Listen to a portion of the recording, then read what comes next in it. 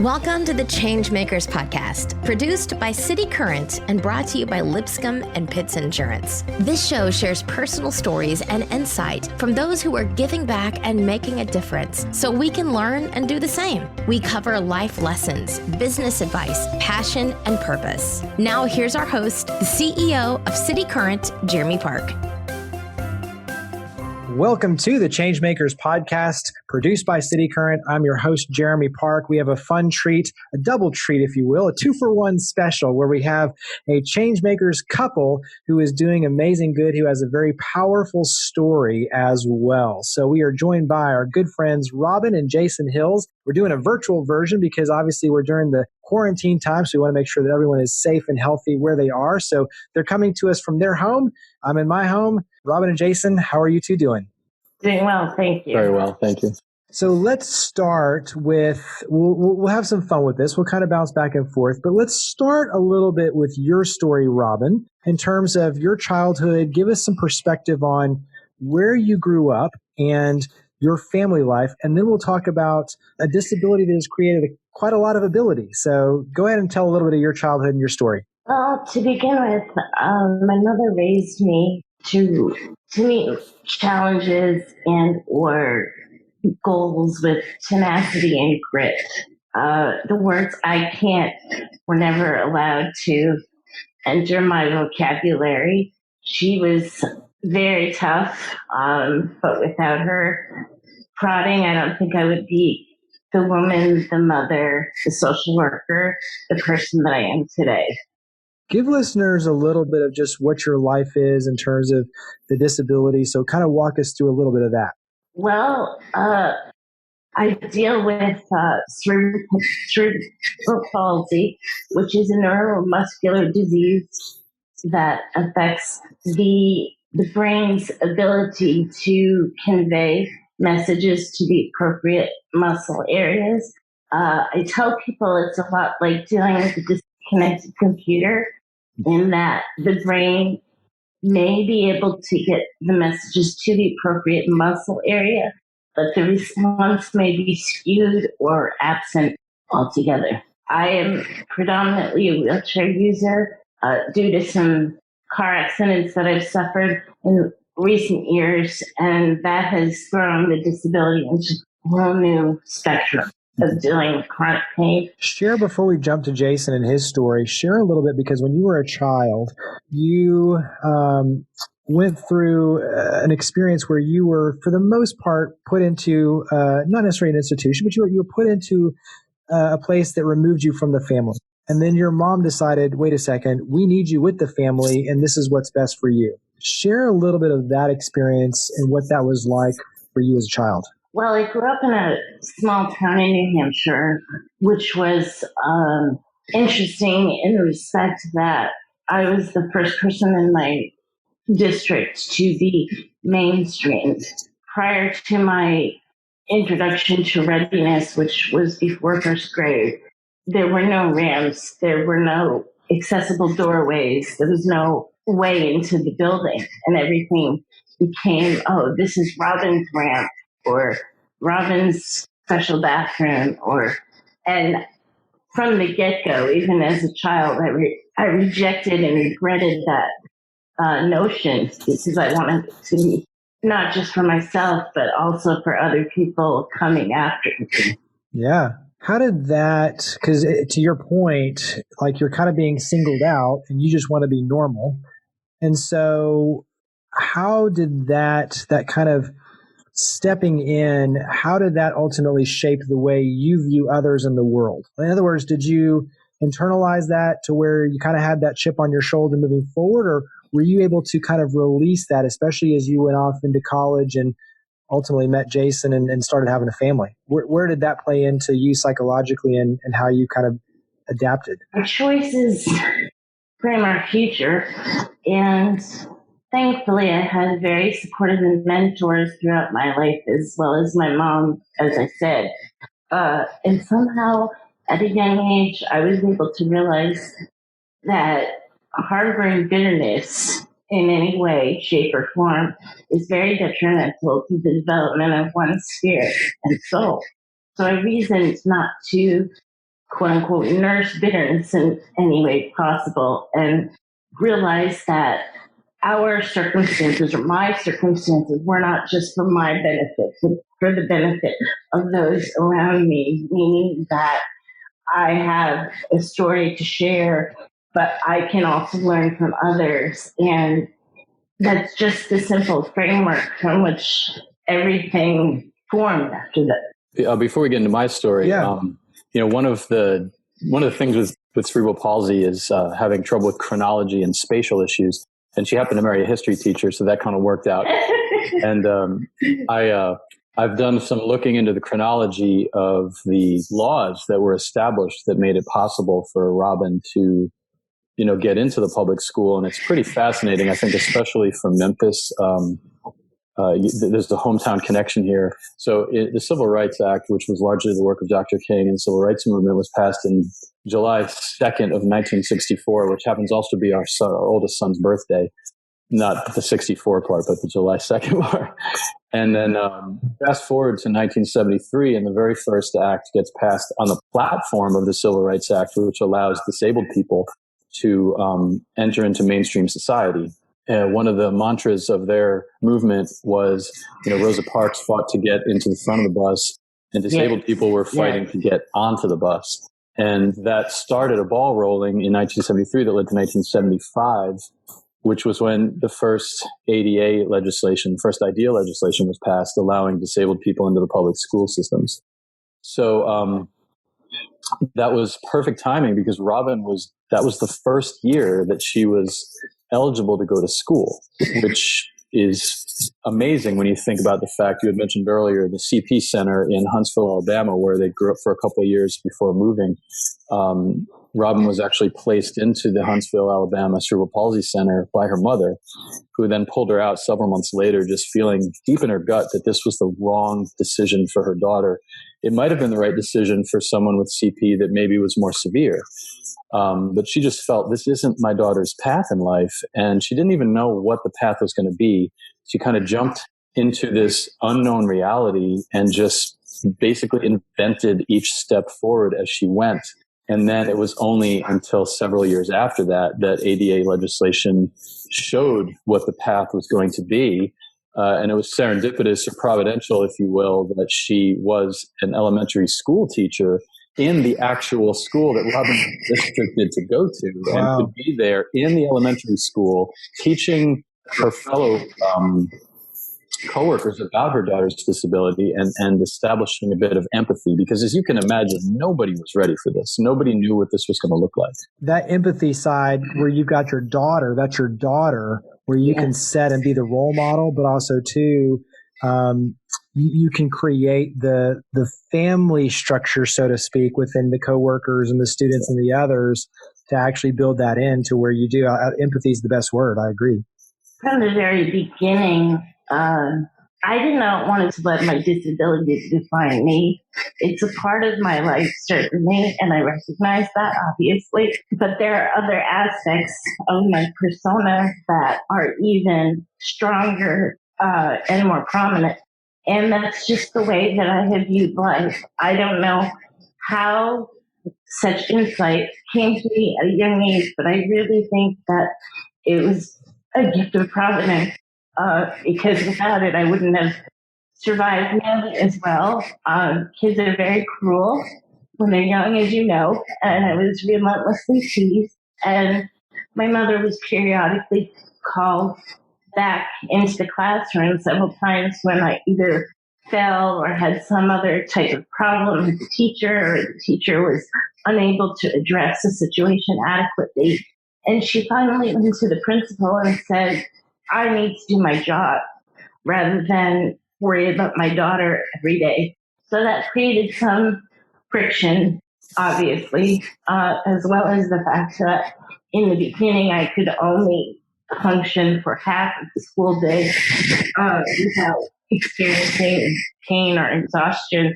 And those were the rudimentary years in which I also had to have repeated orthopedic surgeries in order to, with the hopes of being able to walk in the future.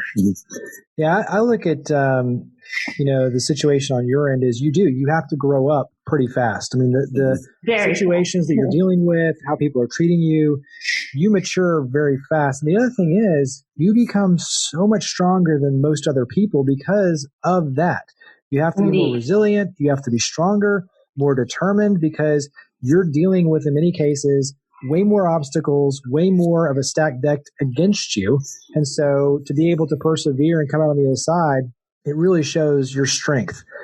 And to be honest, I didn't know anything different. It was just what I needed to do every day. Yes, it was more difficult for me to get dressed, tie my shoes, put on layers and layers of clothing, to deal with the adverse climate.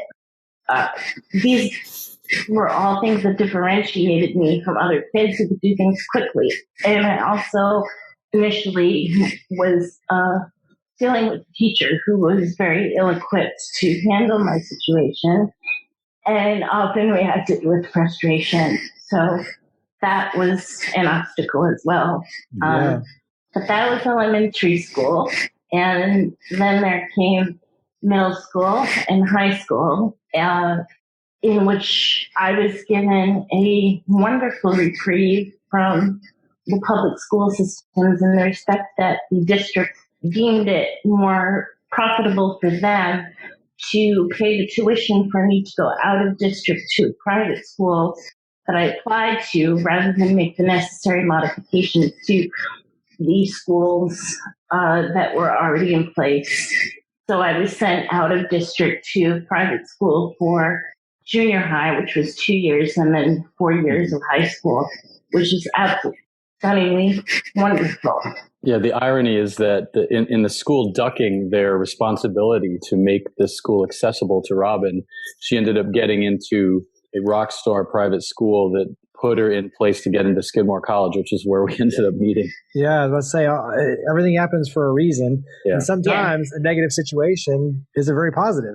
So share a little bit of your story before we jump into college and YouTube meeting. Give listeners a little background on your end, Jason, of just your childhood, and give us kind of paint a picture of just where you grew up. Sure. I mean, I couldn't have had a more opposite upbringing in the sense that so she's in prim and proper New England. I'm in rough, tough New Jersey.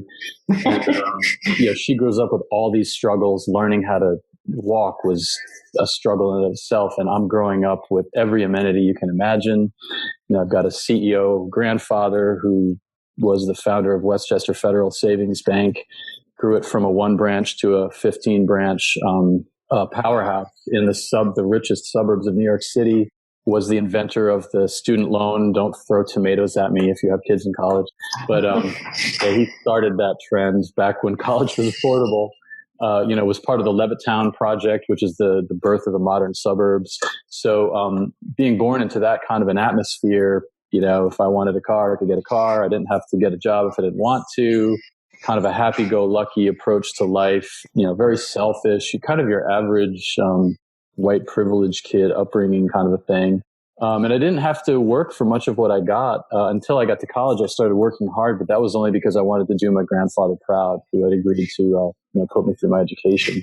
And but the one thing I learned I learned this from an early age, maybe earlier than some, was that all that privilege and money and vacations and everything, it leads to emptiness if that's all it is. If that's the end.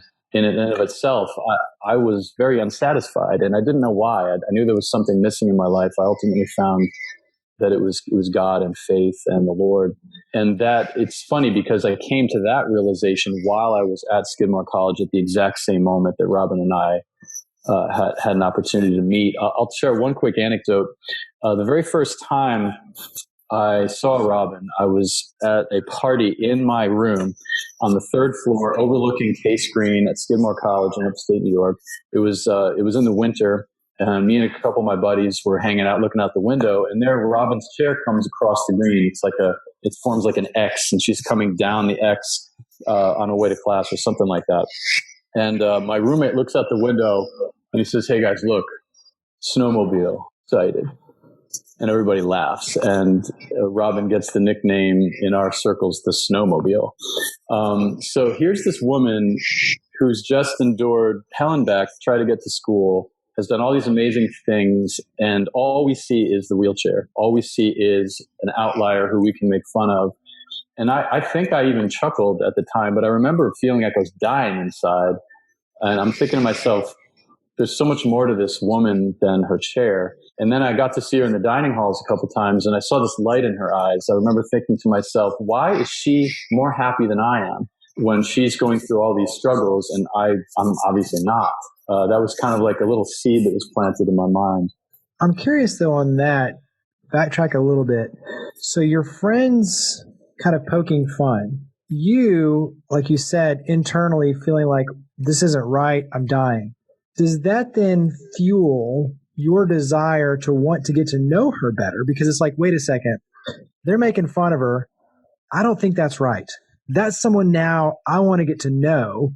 Whereas before, it might not have been a priority necessarily. My point is kind of even going back, everything happens for a reason, right? Them poking fun, you internally saying, that's not right. Like, I want to know her. Whereas before, had that not happened, you might not have had the impulse to want to know about her. And I think, was that a factor? I think that's kind of intriguing, because it's like, that's one more layer of this story that when you unpack it, it sets it in motion where now it makes sense how you two are really able to meet and why there's that connection. I'm chuckling because this is the story this is the How I Met Your Mother story that we tell our kids. I was a business major at the time. We had a business meeting with my class that happened to be in Robin's dorm. It was in a special meeting hall in the outside area for dorm. I got thirsty, asked the teacher if I could get up and go find a water fountain. I'd never been in that hall. I'm walking down looking for a water fountain, and I see one open door.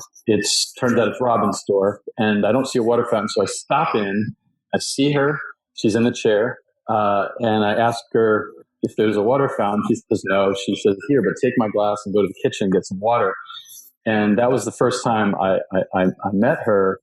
And then it turns out, providentially again, that same week right after that, a friend of mine had invited me to a campus Bible study. And for some goodness knows reason why I decided to go. I show up to the Bible study. Guess who's leading the Bible study? It's Robin. We still remember what it was on. It was on Psalm 119.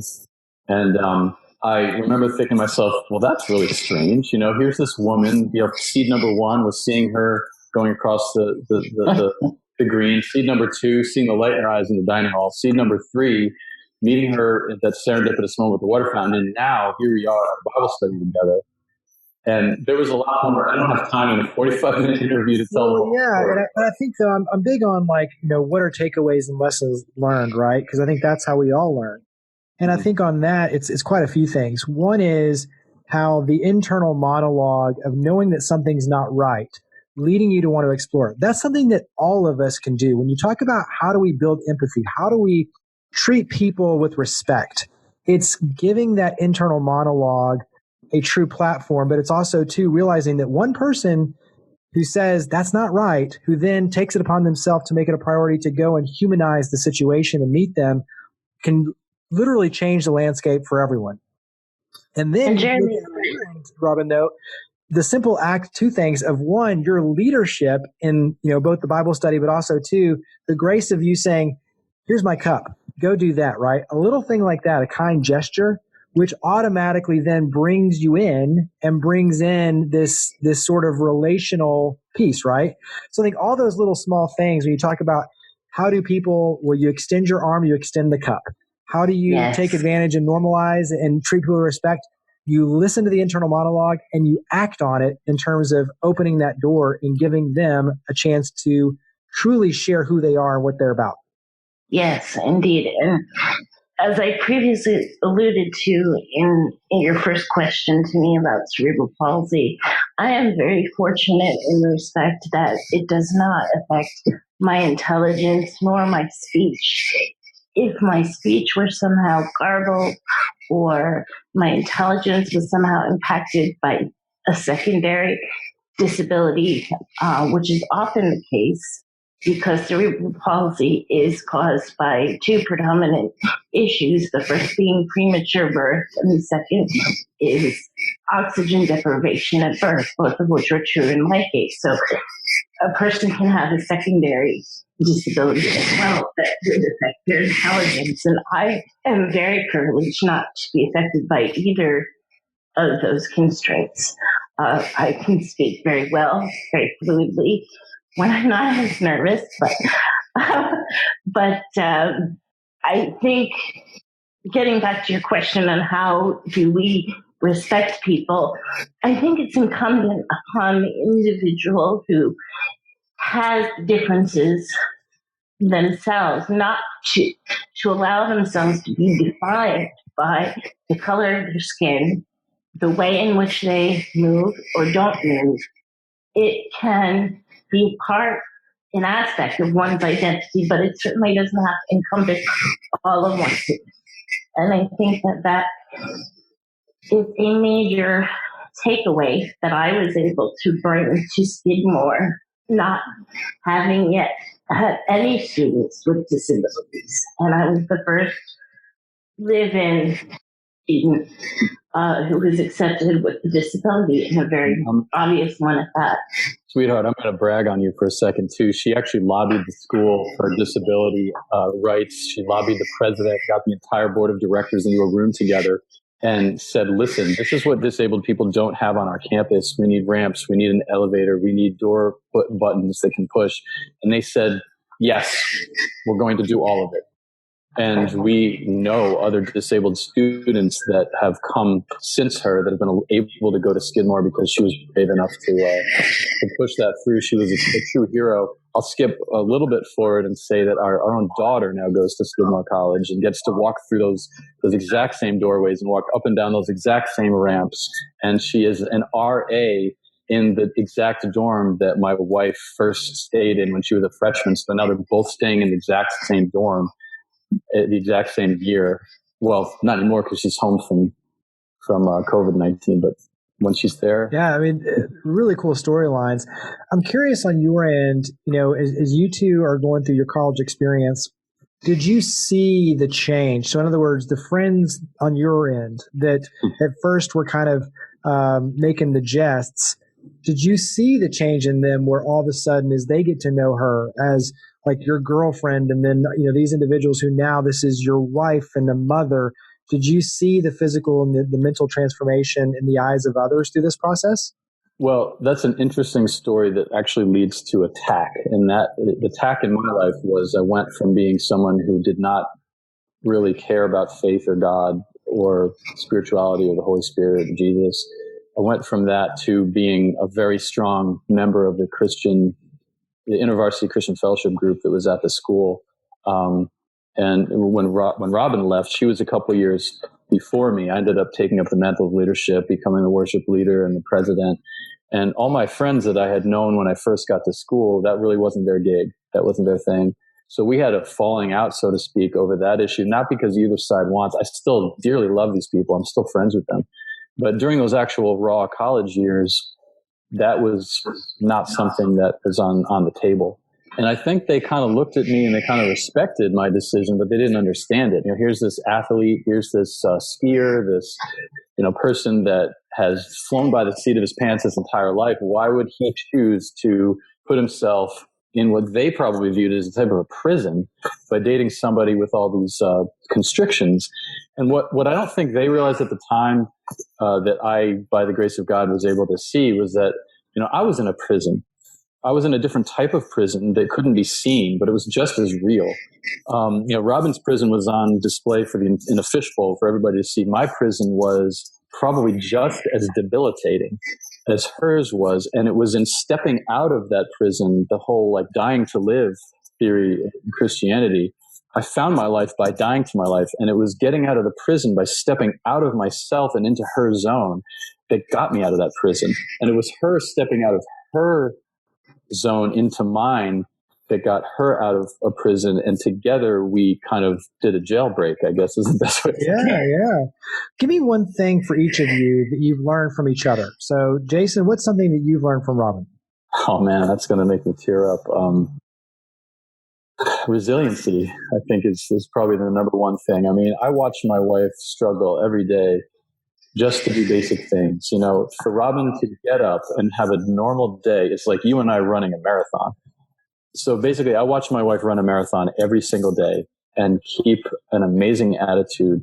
She is so anchored to God. And kind of skipping ahead to one of the things I wanted to share was really on my heart to do this interview because, you know, everybody in the country right now is in a place of constriction. And, you know, I can actually say that although nobody wants to invite constriction upon themselves, that the outcome, if you allow the crucible of the constriction and the isolation to wash over you, and if you allow God to internally work on you, it actually becomes a benefit. Like Robin's ability to be who she is in the middle of that has made her the strongest person I know. And in me embracing that constriction with her has allowed me to have, if I meet somebody who is suffering, I no longer say, oh, poor them. Like when they tell me that story, it immediately goes to my heart, and that person can see that in me, and everybody's walls drop, and we are able to connect on a real level that would have never been otherwise possible. My life has been enriched by the constrictions and the isolations that we've gone through for the last 2.5 decades. So, you know, we can encourage people together as a couple. Not only are you going to get through this, you don't need the 5 best steps to survive a pandemic. You need to know that, be encouraged that there's not only just light at the end of the tunnel, but the process of going through the constriction is going to change you and make you a better person. Yeah. Robin, give me something that you've learned from Jason. Oh my, where do I begin? I am very blessed to be married to a man who loves the Lord, loves his family, and loves me with all his heart. And that kind of love was foreign to me before I met Jason. So I would say it would have to be the love that radiates from him and the corresponding belief that, yes, we can attain dreams together. And it's always been together. It's never been your family, my family. It's how are we going to handle this? So I would say it's his pervasive love of me and his family and his God, and also the ability to believe that we can indeed accomplish what we set our minds to do. What's a tradition or something special that you two do together? And it can be you two individually, like as a couple, or it can be with your family. Well, let me just say this first. Like having a family with a disability, it looks very different. I mean, there's a lot of things that are normal, you know, kids just fight with each other and go to school and all that kind of stuff. But like, we don't really do family vacations the same way that you do or that anybody else does. And when we do go on family vacations, which is very rare, we have very limited activities that we can do there. So I think when we build family, we build it around spirituality. And I mean, one thing we do together is Passover. We kind of have a Jewish Christian symbiosis in our house. And you know, we just went through this. We just went through the Passover celebration. We talked about how, and actually, I asked her to date me at a Passover. Yeah. That was our very first date, was a Passover Seder in the late 1990s. I know that sounds really, really weird, but we are weird, so I guess that's okay. Anyway, you know, the whole idea is, you know, the people of Israel are supposed to isolate themselves with a lamb and examine that lamb for 1 week all by themselves in their houses. And then that leads up to this plague coming on the nation. And again, let's everybody get inside your house so that the angel of death will pass over your house. So we love making those kinds of spiritual connections between what's actually happening in the world and what we're talking about. It's not just something that happened all the way back in the time of Moses or, you know, Jesus fulfilling the Passover with the Lord's Supper, you know, which was about 2,000 years ago. It's an ongoing tradition of love and fulfillment that continues to enrich our lives. And I think probably since that's the root of our relationship, we love to share the root of our relationship with our kids through these holidays and festivals and special moments. I know that your daughter has won a Spark Award, and so that's a huge honor. And so when you talk about what this means for your children to see the interaction and the unconditional love, to see the struggles, to see the resilience, how has it changed them? I would say it's changed them quite significantly. First off, in making disability normative. When I show up at a soccer game, kids often stare, and I don't mind that because they don't have a frame of reference. I put it this way. When's the last time that you went to the grocery store prior to COVID-19 and were able to see a person in a wheelchair on the cover? You don't. And one of our responsibilities, if you will, in having a family and also having 4 children is that it's a human experience, regardless of whether or not you have a disability. No, amongst people with disabilities, having families such as ours is not at all common, but it's normal. And so our children have grown up with this situation, a very divergent situation, being commonplace and normal. So when they introduce me to their friends as their mom, their friends kind of are taken aback a bit.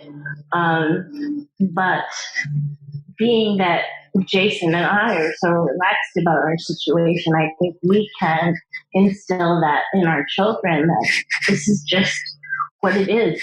Every person has their differences, whatever they may be, visible or not. Yeah, and I like the way that you framed it too, Jason, in terms of, for you can see the physical prison, so to speak. For most people here's the thing with COVID-19 and the quarantine, sadly, it's bringing out a lot of issues in terms of depression, alcoholism, drug addiction, all of these things, right? There are very real mental prisons that people are in. And you own up to them and you can break through them, or you get debilitated by them. Yes, in many cases, those, to your point, can be just, if not worse, in terms of the experience and what you carry. And I do think, to your point, the more that we as a society can normalize, and, I look back at the Little Couple and some of these that traditionally might be different, but by putting them and giving them a TV show, and by doing these sort of things, when you can humanize and say, we're all different. Some things you can see, others you can't, but we're all different. And you have to be willing to appreciate, respect, have empathy for, so that once again, I go back to, we're all in this together. If we have empathy for each other, we can all learn from each other. And there's really valuable lessons in both of your stories, but all of our stories. And I must say that dealing with pain will either make you bitter or empathetic towards others in their situations. And thankfully, I have always been able to ask the Lord to help me look at other people rather than internalize my difficulties and sit in them and let them define me. At a young age, I began to write because it was much easier to manipulate words than it was my lips. And when one is stationary, if you will, you become a student of humanity and learn to study people and their reactions to things. And I think that's what led me into the field of social work and dealing with mental illness and dealing with addiction is something I saw quite frequently. Jason, on your end, talk about family and kids and how you've seen them mature in this process. Sure.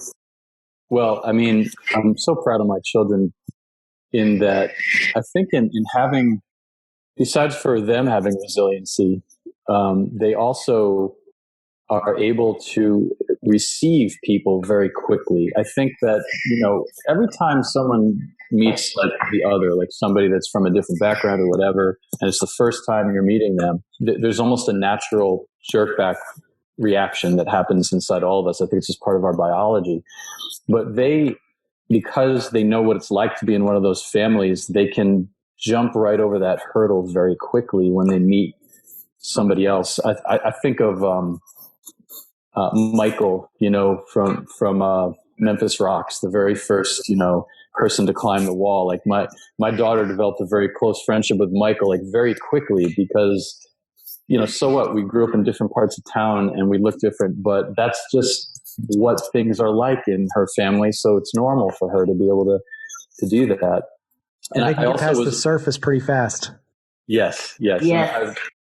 I looked at my son Lev, who's an 8th grader at St. George's Independent School, where I direct Institute for Citizenship, and I see him having that same quality. So it makes me realize it wasn't just Eliana; it was part of the upbringing.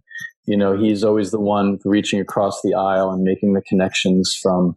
The school's vision is to bring the city together, and he's always out there on the forefront, even getting flack from some of the people that have similar backgrounds as him for, maybe doing it too much or something like that. But to him, it's like, what do you mean? I'm not doing anything. I'm just treating people like people, and it just naturally levels the playing field for everybody. And not to sound cliche-ish, but I think also easy lessons in life do not make for much of a legacy. And I think we have tried to instill some of the wisdom we've attained along the way in them. And they fight for the ones that can't fight for themselves. I'm so proud of them watching them do that over and over and over again. And now my daughter wants to go into medicine, so she might theoretically, if things work out, they never work out exactly the way you see them. But I see her in some way or another following a career where she's advocating for people and helping people. Yeah. And as a father, there's no greater joy than seeing that. Let's do this. Let's switch over and we'll do some lightning rounds. But in that, we're going to ask you some deep questions too, just because obviously I enjoy where these conversations are going. So I'll throw out a question. I'll let either one of you answer. So you can figure out who wants to answer it in terms of just, taking it. But for starters, what's a recent book that you've read? Oh my. I am currently reading a book entitled Chasing the Vines. It's by a well-known Bible teacher, Beth Moore, and it's based on the chapter in the New Covenant or the New Testament, John 15, where it says, I am the vine and you are the branches. And she talks about her trip to Tuscany, Italy, and studying grapes and the culture of that viniculture and that whole genre. And it's very enlightening for me in that she talks about a common thread in our lives being taken from the beginning and woven all throughout our experiences. And of course, I resonate with that. Yeah. All right. What do you like to do to relax? Either one of you. Oh, wait. I want to answer the book. Okay. question. You can answer the book one. I'm in the middle of reading Michael Drake's The Bliss Journey, and it's fabulous. It's, it is fun. It's due to come out soon, and I just love how he brings up the fact that everybody has a story to tell. And it was the fact I wanted to mention this at the beginning. It was Michael on your radio broadcast saying everybody has a story to tell that allowed me to free myself up. I said, oh my goodness, this is the time to share our story. So you asked a question about a book, and it actually relates directly to our interview. Hey, yeah, everything is interconnected. It's all woven together. So what do you like to do to relax? I play soccer. Robin, what about you? I enjoy reading. I enjoy writing. I enjoy listening to music, speaking with friends, just getting together with other people, and going for walks around the block with my dog and my children. Give me a favorite quote, something that inspires you. It can be one of your own. It can be from the Bible. It can be from anything. What's a favorite quote? Ki ba hacholom b'ra vinyan. It's a quote from the book of Ecclesiastes. It says, the dream comes through the greatness of the task. It's not a very well-known Bible verse, but I take it to mean, my personal meaning for that verse is that, that word inyan in Hebrew means difficult task, like something unpleasant that you don't necessarily want to do. So when you're in that situation, like we all are right now, and like I said, we've been in isolation kind of for 2.5 decades. And this is one of the verses that gets me through over and over again, is that your dream is going to rise up to meet the difficulty of whatever task you're going through. You won't know how it's coming. You won't know why it's coming. You won't know, how am I going to get through this? But somehow you just do it because the dream inside of you has risen up to meet the task. What do you hope that people take away from you sharing this story? So your story, everyone has a story. What do you hope that your story inspires in others? I got another Bible quote. Sorry. I do read other things. I was going to say Einstein's Life and Universe as my favorite book. But so I did want to encourage people and say, God works all things for the good for those who love him and are called according to his purposes. And that's the quote that really jumped into my heart when I knew we were going to do this interview, is that, your life is going to work out if you love him and follow him. And that's the word for the times. I really believe that. What do you hope that people take away from sharing your story, Robin? That diversity in any shape and form is normal. I know that seems like an oxymoron, but our differences can draw us together if we allow them to. We've seen enough of the devastation of being drawn apart and being polarized, whether it be race, whether it be disability, whether it be levels of intellect, what have you. We've allowed diversity to take away too much from us, and it's time to replenish and rebuild our souls. And how do we do that? We come together in our humanity over commonality, over shared experiences. And I hope people can take away a different perspective of hardship and even suffering, and view it through the lens of another, and say that our experiences are not our own. They're for the benefit of other people. I firmly believe that.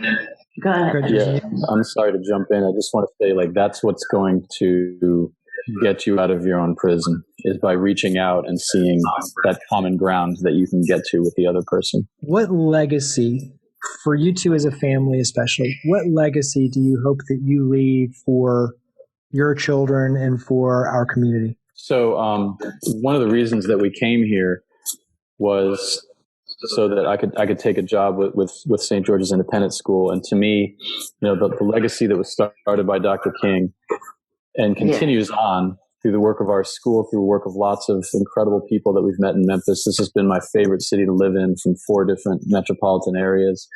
And I guess the legacy I want to leave here is that dream is still alive. The dream of the beloved community, the dream of heaven coming to earth with people loving each other and deeply caring for each other and taking on one another's burdens. That's actually possible. It's a hard road to get to, especially in times of national distress, but it is a worthwhile dream to follow. The legacy of that is worth more than gold to me. And it's something that if I can give that to my children and the students in my classes and the people that I interact with, then I've done what I'm supposed to do on this earth. That's kind of the way I feel. And a legacy is the passing down of one thing to another. And I see the legacy of Dr. King making it possible for Robin and I to even meet, because if there was no public integration of disability, Robin would have been kept in a closet her entire life. We would have never met. Our 4 beautiful kids would have never been born. Just look at what's possible through that beloved community. It can literally lead to lives that would not have existed before existing. Yeah. And all the great good that has come out of that, and will continue to pass that legacy on like ripples in a pond. So let's go ahead and wrap up. How do listeners reach out and follow you and your efforts, whether it be through social media, a website? Where would you direct us all to go to just be in touch? Well, I mean, I think we're just now getting our story out. So it's very simple at this point. I would just say by email. The best email for us both would be Jason J. Hills. That's Jason, JayHills @gmail.com. and just reference the CityCURRENT interview or Jeremy, and I'll know exactly, what you're reaching out for. We do want to offer ourselves in that regard. That would not be an imposition. That would be considered a great blessing if somebody wanted to reach out and just, hey, we heard your story. We want to hear more, or we're really struggling with this isolation thing and we wanted to talk more with you about it. We are working on other things like a book and other possibilities to get our story out, but that's still a ways down the road. So we'll start with baby steps. Hey, yeah. Well, like that is make it easy. Just email us and we'll be in touch. So Robin, Jason, thank you for all you do, for being a blessing and being a light through the darkness for our city, for others, for so many others. Thank you for sharing your story and being a part of the ChangeMakers podcast. Appreciate it. Thank you very much. It's our great pleasure. Thank you for listening to the ChangeMakers Podcast, produced by CityCURRENT and brought to you by Lipscomb and Pitts Insurance. To learn more about our guests and share your stories of others leading by example, visit us online at citycurrent.com or follow us on social media using @CityCURRENT. Please make sure to subscribe, rate, and review our podcast wherever you listen. Now, think big, start small, and act now. Be a change maker.